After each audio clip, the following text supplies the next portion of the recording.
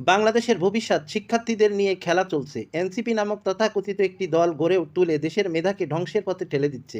Doctor ইউনূসের মতো আন্তর্জাতিক এজেন্টের ছত্রছায়ায় আজকের ছাত্ররা পড়াশোনা না করে দলবাজি আর ষড়যন্ত্রে জড়িয়ে পড়েছে। এটি নিছক রাজনীতি নয়, এটি বাংলাদেশের শিক্ষা ব্যবস্থা ধ্বংস করার এক গভীর ষড়যন্ত্র।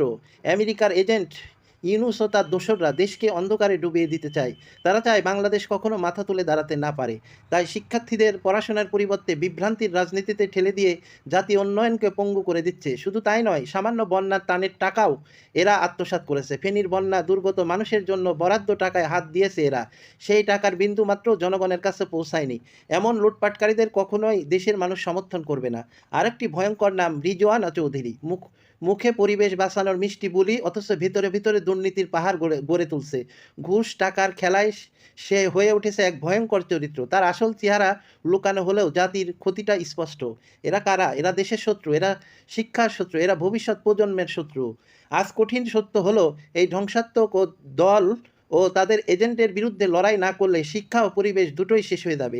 এদের মুখোশ উন্মোচন করে জাতিকে জানাতে হবে, বাংলাদেশ কারোর ষড়যন্ত্র ধ্বংস হবে না।